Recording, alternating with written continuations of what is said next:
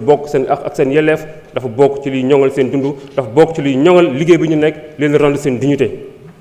di wax ni toujours monsieur le ministre de la justice am na loo xamante ni ñun daf ñoo tenir à cœur, c'est l'affaire de l'achat, c'est l'affaire des 45 milliards bi ñuy wax ci mbirum jëndum armement bi.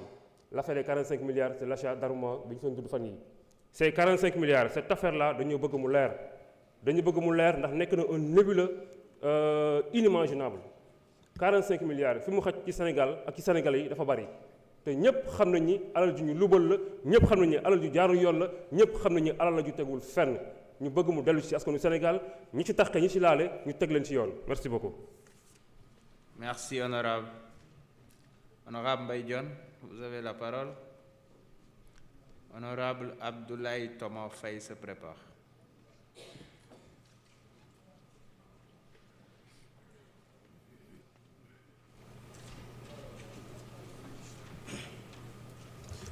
Assalamu alaikum. Monsieur le Président, maa ngi lay féliciter ci sa élection bi di nuyu le garde des Sceaux, ministre de la Justice, di nuyu notre ex-collègue le ministre Abass Fall, di nuyu tous les collègues députés et l'assistance.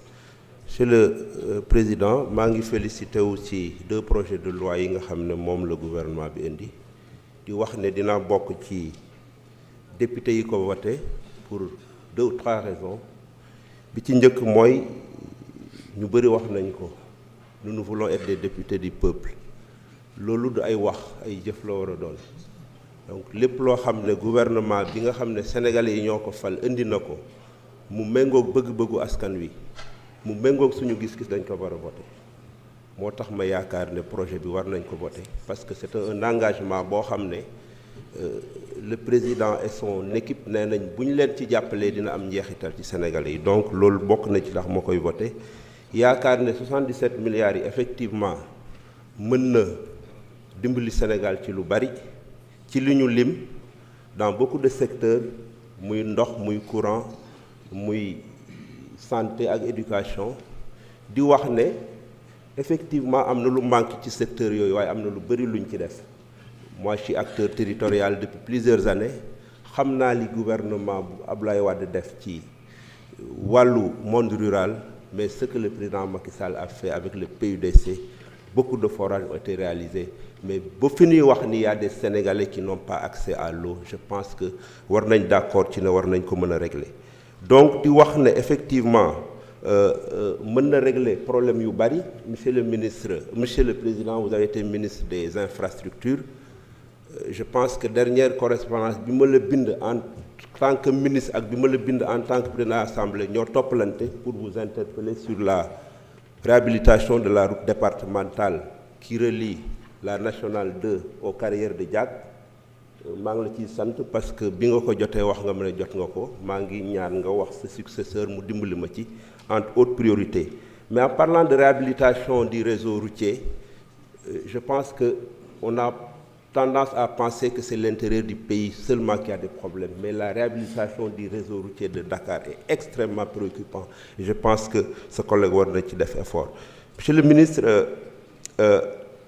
institution bi muy HCCT yaakaar naa war nañ ko mën a dissoudre, mais may rappeler rek au moment où nous parlons, cette institution existe. Même si les présidents ont été démis, il y a des conseillers qui sont là-bas et des travailleurs.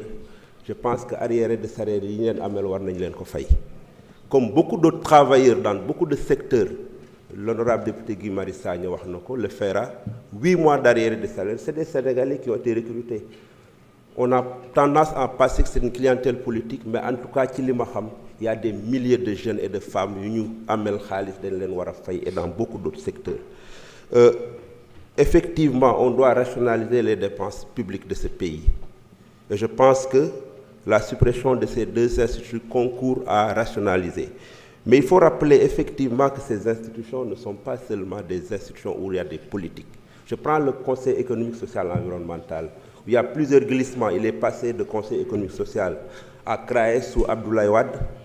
Aujourd'hui, hier, Conseil économique social sous président Macky Sall. Beaucoup l'ont dit, je pense qu'on ne va pas nous créer une autre institution similaire avec une autre appellation. Toutefois, yaakaar naa ne le Sénégal c'est pas seulement les acteurs politiques. Si nous voulons développer ce pays et régler la question de l'employabilité, nous devons avoir un secteur public très fort. La vocation d'un État, ce n'est pas de créer des emplois. La fonction publique, c'est moins de à peu près 150 000 travailleurs. Donc le plus de travailleurs sont dans le secteur privé. Et bon, demain dans le Conseil économique et social, vous retrouvez le patronat. C'est ces gens qui ont l'économie de ce pays. Ils doivent avoir un cadre où ils doivent échanger avec le gouvernement du Sénégal sur les questions des secteurs économiques, la question de l'impôt, la question de la fiscalité, la question des importations. Il vous reste 20 Donc, secondes. Véritablement, c'est un ensemble d'acteurs qui ont été. Donc, pour voir, monsieur le ministre garde des Sceaux, j'ai deux questions à vous poser, deux interpellations. C'est la situation des travailleurs des tribunaux de grande instance. Ils travaillent dans d'excellentes conditions. Je vous félicite parce que dans cette semaine, vous avez inauguré un truc, je pense, à Rufisque.